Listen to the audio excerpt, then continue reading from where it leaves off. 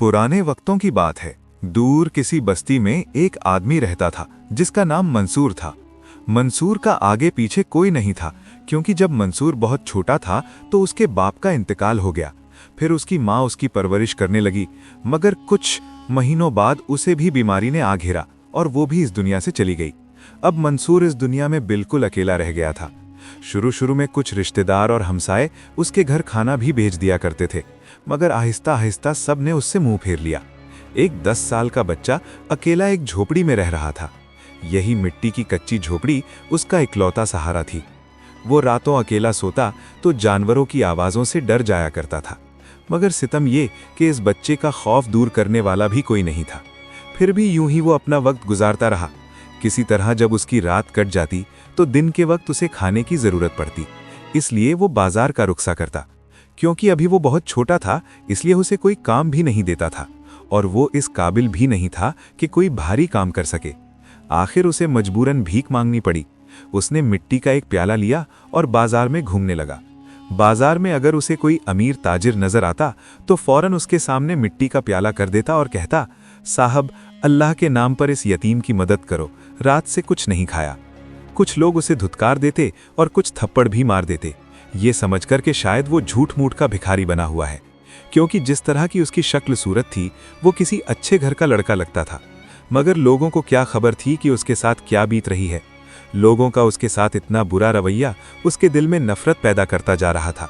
सारा दिन भीख मांगकर अगर उसे कुछ सिक्के मिल जाते तो वो उन सिक्कों से अपने लिए रोटी और दिए के लिए तेल खरीदता और घर जाकर अकेला जमीन पर बैठकर रोटी खा लेता और दिए में तेल डालकर झोपड़ी में रोशनी रखता, ताकि रात को अंधेरे की वजह से डर न लगे।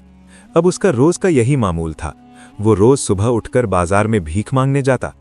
एक दिन मंसूर बाजार में खड़ा भीख मांग रहा था कि उसने देखा बाजार में एक शख्स गुजर रहा था। वो बहुत तेजी से चल रहा था और चलते चलते उसने एक ताजिर की दुकान से कपड़ा चुरा लिया। वो ताजिर ग्राहकों से बातों में मशगूल था और चोर ने इतनी महारत से कपड़ा चुराया कि ताजिर को भनक तक ना लगी। मंसूर ये बात देखकर हैरान रह गया और सोचने लगा कि उसके कपड़े भी कितने फटे और पुराने हैं, क्यों ना वो भी इसी तरह चोरी शुरू कर दे और फिर उसे भी नए कपड़े मिल जाएंगे। शाम को वो घर गया और बार बार उसके जहन में उस चोर की महारत से की गई चोरी का ख्याल आ रहा था, क्योंकि मंसूर एक बच्चा था और उसकी तरबियत करने वाला भी कोई नहीं था, और दूसरा वो बाजार के लोगों के रवैयों से भी बहुत मुतनफ्फिर हो चुका था। इसलिए उसका कच्चा जहन उसे भी चोरी करने को आमादा कर रहा था। खैर, उन्हीं ख्यालों में उसे कब नींद आई उसे पता भी ना चला। अगले दिन मंसूर फिर उठा और प्याला लेकर बाजार पहुंचा और बाजार के एक कोने में खड़ा हो गया। वो बाजार को गौर से देख रहा था कि उसे आज फिर वही चोर दोबारा नजर आया। उसे देखकर वो फौरन चौकन्ना हो गया और उसकी चाल पर नजर रखने लगा। आज फिर चोर ने एक ऐसी दुकान का चुनाव किया जहां दुकानदार ग्राहकों के साथ बातों में मशगूल था। वो चोर बिना किसी खौफ के उसकी दुकान पर गया और मसालों का एक थैला उठाकर निकल गया। उस दुकानदार को भी कोई खबर ना हुई कि उसकी दुकान से एक थैला चोरी हो गया है। चोर आराम से चोरी करके अपने रास्ते निकल गया। ये मंजर देखकर मंसूर का हौसला और ज्यादा बढ़ गया, क्योंकि उस चोर का तरीका वारदात देखकर उसे ये भी समझ आ चुकी थी कि चोरी कहाँ करनी है और कैसे करनी है। यही वो दिन था जब उसने भीख मांगना छोड़ दिया और बाजार के लोगों से बदला लेने का फैसला किया, जो उसे धुतकार कर बुरा भला कहा करते थे। उसने अपना प्याला जमीन पर फेंक दिया और चोरी करने का अटल फैसला कर लिया। वो अब इतनी छोटी सी उम्र में चोरियां करने लगा, बिल्कुल उसी तरह जैसे उसने उस चोर को देखा था। उसे जिस चीज की जरूरत होती वो उसे बाजार से चुरा लेता। आहिस्ता आहिस्ता वो चोरी में माहिर हो गया और जिस चीज पर उसका दिल आता वो उसे चुरा लिया करता था। अब उसके हालात बहुत बदल चुके थे। यूं ही वक्त गुजरने के साथ साथ वो जवान हो गया। उसके पास कोई हुनर नहीं था। वो छोटी मोटी चोरियां करके ही अपना पेट पालता था। क्योंकि अब वो जवान हो चुका था, उसने फैसला किया कि उसने सारी जिंदगी तन्हाई में गुजार दी है। क्यों ना अब वो किसी अमीर घर में शादी कर ले ताकि उसकी नस्ल आगे बढ़े। मगर फिर वो सोचने लगा कि उसके पास है ही क्या सिवाय उस मिट्टी की कच्ची झोपड़ी के। उस झोपड़ी में कोई अमीरजादी रहना पसंद न करेगी और ना ही उसे कोई अपनी बेटी देगा। उसे पहले एक बहुत आलीशान घर तामीर करना होगा जिसमें हर तरह की सहूलत मौजूद हो, फिर ही उसकी शादी किसी बड़े घर में हो सकती है, वरना वो सारी जिंदगी छोटी मोटी चोरियां करके ही तन्हाई में गुजार देगा। फिर उसने सोचा कि गुनाह तो गुनाह ही होता है, चाहे छोटा हो या बड़ा। मैं छोटी चोरी करूं या बड़ी, चोर तो चोर ही रहूंगा, और पकड़े जाने पर सजा भी एक ही मिलेगी। तो फिर क्यों ना मैं बड़ी चोरी करूं, और इतनी बड़ी जिससे मैं एक आलीशान घर तामीर कर सकूं। मगर इतना माल उसे किसी घर से मिलना नामुमकिन था जिससे वो एक बड़ा घर तामीर कर सके, जिसमें तमाम आराइशें हों। ये तय करके उसने खलीफा के महल में चोरी करके शाही खजाना लूटने का मंसूबा बनाया, क्योंकि इतना ज्यादा माल उसे खलीफा के महल से ही मिल सकता था। रात का वक्त हुआ तो वो खलीफा के महल में पहरेदारों से नजर बचाकर घुस गया और किसी तरह खजाने वाले कमरे तक पहुंच गया। वहां पहुंचकर उसने देखा कि खजाने वाले कमरे पर कई सिपाही सख्त पहरा दे रहे थे। सख्त पहरा देखकर मंसूर को लगा कि इनकी आंखों में धूल झोंकना बहुत मुश्किल काम है। उसने सोचा कि ये तो गोया मौत खुद बुलाने वाली बात है। वो मायूस हो गया और अपने आप से कहने लगा कि अगर मैंने इतने पहरेदारों की निगरानी में चोरी की कोशिश की तो जिंदा नहीं बचूंगा। ये सोचकर वो उल्टे पांव वापस लौट पड़ा। वापसी में उसने सोचा कि खाली हाथ लौटने से बेहतर है कि कुछ ना कुछ तो यहाँ से ले ही चलूं, मेरा यहाँ आना बेकार ना जाए। मंसूर के दिमाग में ख्याल आया कि खलीफा के कमरे में चला जाऊं, जहाँ खलीफा सोता है। रात के वक्त क्योंकि खलीफा अपनी बीवी के साथ सोता है, इसलिए उसके कमरे में सिपाहियों का पहरा नहीं होता। शायद उसे वहां से कोई कीमती चीज मिल जाए। उसने महल में सबसे आलीशान कमरा देखा तो समझ गया कि यही खलीफा का कमरा है, और उसके पास सचमुच पहरा नहीं था। सिपाही इधर उधर टहल रहे थे। मंसूर बेहद महारत से खलीफा के कमरे के पास पहुंच गया। रात के 11 बजने का वक्त था। महल में सन्नाटा था। वो चुपके से आगे बढ़ा तो कमरे से खलीफा और उसकी बीवी की गुफ्तगू की आवाजें आ रही थीं। मंसूर वहीं खड़ा हो गया और कान लगाकर सुनने लगा। फिर उसे ख्याल आया कि किसी की निजी बातें कान लगाकर सुनना गलत है, नाजायज है, चोरी है। मगर फिर उसने ये सोचकर ये ख्याल दिल से झटक दिया कि वो तो चोरी करने ही आया था, सुनने में क्या हर्ज था। आखिर वो चोर जो था। उसने सुना कि खलीफा अपनी बीवी से कह रहा था, मैं अपनी बेटी की शादी ऐसे शख्स से करूंगा जो निहायत मुत्तकी हो, परहेजगार हो, बहुत अल्लाह वाला हो। मेरा कोई बेटा नहीं है। अगर मुझे कोई नेक दामाद मिल गया तो मैं सारी सल्तनत उसके हवाले कर दूंगा। आखिर मैं इस सल्तनत को लावारिस छोड़कर तख्त हासिल करने की लालच में लड़ते हुए नहीं देख सकता। खलीफा की बीवी भी कहने लगी, आप बिल्कुल ठीक कह रहे हैं। इस सल्तनत को बचाने का यही तरीका सबसे बेहतर है, वरना कहीं ऐसा ना हो कि आपके वजीरों में से ही कोई गद्दारी करके तख्त पर काबिज हो जाए। गोया वो अपनी सल्तनत के बचाव के लिए एक पुख्ता इरादा कर चुके थे। ये सारी बातें सुनते ही मंसूर के दिल में ख्याल आया, क्यों ना मैं कुछ ऐसा बनकर दिखाऊं कि बादशाह खुद मुझे अपनी शहजादी के लिए पसंद कर ले। उसके दिल में एक अजीब हर्ष और खुशी पैदा हो गई। अब वो चोरी करना तो भूल ही गया, मगर धोखा देने पर आमादा हो गया। घर पहुंचकर वो रात भर सोचता रहा किस तरह अपने मकसद में कामयाब हो सकता है। फिर उसके जहन में एक तरतीब आई। बादशाह के महल के करीब एक मस्जिद है। अगर मैं नेक बुजुर्गों और औलिया जैसा लिबास पहनूं, दाढ़ी बढ़ाऊं, उनकी वाली चाल ढाल इख्तियार करूं और वहां दिन रात इबादत में मशगूल रहूं, तो ये बात जरूर खलीफा तक पहुंचेगी कि कोई बहुत बड़ा अल्लाह वाला, मुत्तकी और परहेजगार शख्स आकर मस्जिद में बैठ गया है। हो सकता है खलीफा की नज़र मुझ पर पड़ जाए और वो मुझे शहजादी से शादी के लिए मुंतखब कर ले। ये मंसूर का एक निहायत जलील और घटिया मकसद था, जिसके लिए उसने ये राह इख्तियार की। मगर उसे नहीं पता कि ये काम उसकी सारी जिंदगी बदलने वाला था। उसने अपने इरादे के मुताबिक एक सफ़ेद लिबास खरीदा, अपनी दाढ़ी बढ़ाई, तस्बीह हाथ में ली और मस्जिद में जाकर नवाफिल पर नवाफिल, जिक्र व अस्कार, तिलावत कुरान शुरू कर दिए। उसने ये इबादतें और रियाजतें महज दुनियावी लालच के लिए शुरू की थीं, मगर उसे नहीं पता था कि ये इबादतें उसका दिल फेर देंगी।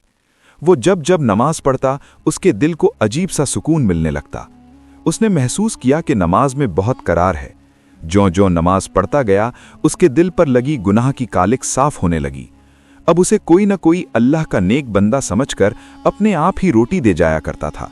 उसे चोरी करने की भी जरूरत नहीं पड़ती थी। उसने देखा कि इंसान का रिस्क अल्लाह ने हर हाल में उस तक पहुंचाना ही है, चाहे वो चोरी करे, कारोबार करे या कुछ भी न करे, उसका रिस्क उस तक पहुंच कर ही रहेगा। उसने अल्लाह के हुजूर सजदे में गिरकर गिड़गिड़ाकर सच्चे दिल से तौबा कर ली। उसने फैसला किया कि वो अब मस्जिद में नहीं ठहरेगा। अब वो दिखावा नहीं करेगा। अब वो सिर्फ नमाज के वक्त मस्जिद में आया करेगा और बाकी की इबादतें वो अपनी झोपड़ी में अदा किया करेगा। अब वो सारी रात अपनी झोपड़ी में अल्लाह की याद में गुजार देता। सुबह फजर के वक्त मस्जिद में पहुंचकर नमाज अदा करता। नमाज के बाद लोग खुश होकर उससे मिलते, उसे मिलना अपनी खुशकिस्मती समझते और उसके लिए खाना लेकर आते। फिर वो घर चला जाया करता, दिन का कुछ हिस्सा आराम करता और बाकी सारा दिन अल्लाह की इबादत में गुजार देता। उसका दिल इस कदर फिर चुका था कि वो सचमुच अल्लाह का वली बन चुका था। वो दिन रात रो रो कर अपने गुनाहों की मगफिरत मांगता रहता और लोगों को तरबियत करने लगा। दिन गुजरते गए, अपनी झोपड़ी तक महदूद रहने के बावजूद लोगों में उसकी शोहरत फैलती गई कि एक अजीम अल्लाह वाला बहुत बड़ा वली इस बस्ती में रहता है जो दिन रात इबादत में मशगूल रहता है। यहाँ तक कि ये बात खलीफा तक पहुँच गई। लोग कहने लगे, बम ऐसा बेमिसाल अल्लाह वाला शायद ही कहीं आया हो। खलीफा पहले ही ऐसे आदमी की तलाश में था। जब खलीफा को यह खबर मिली तो उसने अपने पुराने इरादे के मुताबिक सोचा कि शहजादी के रिश्ते के लिए इसी शख्स का इंतखाब क्यों न कर लिया जाए। खलीफा ने इसी सिलसिले में अपने वजीर को भेजा। वजीर मस्जिद में पहुंचा, बड़े अदब से मंसूर के सामने बैठा और कहा, हजरत, मैं आपकी खिदमत आलिया में बादशाह की तरफ से एक पैगाम लाया हूं। मंसूर ने पूछा, क्या पैगाम है? वजीर ने कहा, बादशाह ने कई साल पहले फैसला कर लिया था कि वो अपनी बेटी का निकाह एक ऐसे शख्स से करेंगे जो बहुत बड़ा मुत्तकी और परहेजगार हो, अल्लाह वाला हो। वो उसकी तलाश में थे। जब उनकी नज़र आप पर पड़ी तो इंतखाब आप पर ही आकर रुक गया। लिहाजा मुझे भेजा गया है कि आपसे इस सिलसिले में बात करूं। मंसूर बहुत देर तक वजीर की बातें सुनता रहा। फिर अचानक उसकी आंखों से आंसुओं की लड़ी बहने लगी। मंसूर का दिल बदल चुका था, मगर फिर भी उसने फैसला किया कि वो खलीफा को धोखे में नहीं रखेगा, वो सच्चाई उनके सामने रखेगा। वजीर ने हैरत से पूछा, हजरत, क्या बात है? मंसूर ने कहा, आज जो पैगाम तुम लेकर आए हो वो पैगाम मुझे मंजूर नहीं। वजीर बोला, क्यों मंजूर नहीं? मंसूर ने जवाब दिया, ए वजीर, गौर से सुनो, मैं तुमसे साफ साफ बात करता हूं। मैं दरअसल एक चोर था। एक रात खलीफा के महल में चोरी के इरादे से गया था। वहां जो कुछ सुना वो सब तुम्हें बता चुका हूं। मैंने ये बुजुर्ग वाली शक्ल और इबादत की ये जिंदगी सिर्फ उसी लालच और हवस की वजह से इख्तियार की थी कि शहजादी मुझे मिल जाएगी और सारी मालो दौलत मेरी हो जाएगी। मगर जब से मैं यहाँ बैठा हूँ, मेरे खुदा ने मुझे सचमुच अपना बना लिया है। अब मुझे दुनिया की किसी चीज़ की ज़रूरत नहीं रही। मेरे लिए मेरा खुदा ही काफ़ी है। फिर वो रोते हुए बोला, बेशक जब इबादत सच्ची इबादत हो जाए, नमाज सच्ची नमाज हो जाए, जिक्र सच्चा जिक्र हो जाए और हमारी इबादतें खालिस अल्लाह के लिए हो जाएं, तो यकीनन ये नमाजें और ये इबादतें इंसान को रोक लेती हैं दुनिया के हर लालच से, हर गुनाह से, हर धोखे से। वजीर खामोशी से सुनता रहा, फिर वापस जाकर खलीफा को सारी बात कह सुनाई। खलीफा ने जब ये सारी बात सुनी तो वो भी हैरान रह गए कि एक चोर का दिल भी अल्लाह वाला बन सकता है जब अल्लाह खुद उसे पकड़ ले, और वो चोर सचमुच अल्लाह का वली बन गया है। दुनिया ने उसे छोड़ दिया मगर अल्लाह ने उसे चुन लिया। खलीफा ने कहा, चाहे कुछ भी हो जाए, मैं अपनी बेटी की शादी इसी से करूंगा। खलीफा फौरन उठा और बिना किसी प्रोटोकॉल के खुद उसके पास गया और उसके कदमों में जाकर गिर गया और कहने लगा, ए अल्लाह के नेक बंदे, मैं अपनी बेटी का हाथ तुम्हारे हाथ में देना चाहता हूं, इसे कबूल करो। मगर मंसूर ने एक मर्तबा फिर खलीफा के सामने अपनी गुज़श्ता हकीकत जाहिर की। मगर खलीफा कहने लगा, मैं उस मंसूर को अपनी बेटी का रिश्ता नहीं दे रहा जो चोर था, बल्कि उस मंसूर को दे रहा हूं जो अल्लाह का नेक वली है। मुझे कोई फर्क नहीं पड़ता तुम्हारा माजी क्या था, मुझे तुम्हारे हाल से मतलब है। मंसूर खलीफा की ये बात सुनकर खामोश हो गया और अल्लाह का नाम लेकर रिश्ता कबूल कर लिया। खलीफा की खुरूशी की इंतहा थी और फिर कुछ ही दिनों में महल के अंदर सादगी से मंसूर का निकाह शहजादी से कर दिया गया। ये पहली मर्तबा ऐसा हुआ था कि किसी शहजादी का निकाह सादगी से हुआ हो, वरना बादशाह अपनी औलाद की शादियों पर खूब जश्न का एहतमाम करते हैं। फिर खलीफा ने अपना तख्त मंसूर के हवाले करने का ऐलान कर दिया। मंसूर ये देखकर हैरान रह गया और सोचने लगा कि अल्लाह इंसान को कहीं से भी उठाकर कहीं पर बिठा सकता है, बस दिल साफ करने की जरूरत है। मंसूर तख्त पर सादगी से बैठ गया। मंसूर ने कभी शाही लिबास न पहना, अपने पुराने लिबास में ही मलबूस रहा और रियाया के मसाइल नेक दिली से हल करता रहा। रियाया भी अपने इस नए खलीफा से बहुत खुश थी और सल्तनत खूब तरक्की करने लगी।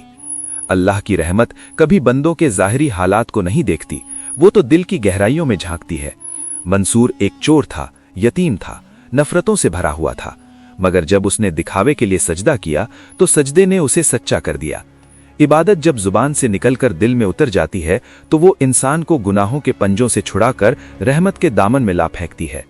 ये कहानी बताती है कि अगर तुम एक बार भी खालिस अल्लाह के लिए 2 रकीत पढ़ लो, रो लो, गिड़गिड़ा लो, तो वो रब जो इरशाद फरमाता है, मैं अपने बंदे के गुमान के मुताबिक हूं, तुम्हें वहां पहुंचा देता है जहां तुमने ख्वाब में भी ना सोचा हो। चोर से वली, यतीम से खलीफा, झोपड़ी से तख्त तक का सफर दरअसल एक सच्चे सजदे का सफर था। अल्लाह को कोई नया बंदा बनाने में देर नहीं लगती, बस तुम्हें अपने इस पुराने नफ्स को दफन करना पड़ता है। तौबा का दरवाजा कभी बंद नहीं होता, और जो शख्स इस दरवाजे से झुककर गुजर जाता है वो दुनिया को झुकता देखता है। ये कहानी दिल में उतर जाए तो समझो कि तुम भी मंसूर बन सकते हो। बस एक बार सच्चे दिल से कह दो, ए अल्लाह, मैं तेरा हूं, मुझे अपना बना ले। फिर देखना वही रब जो चोर को ताज पहनाता है, तुम्हें भी अपनी रहमत का ताज पहना देगा। ये हमारी कहानी यहाँ खत्म होती है, लेकिन कहानियां कभी खत्म नहीं होती, बल्कि हर बार एक नए रूप में जन्म लेती रहती हैं।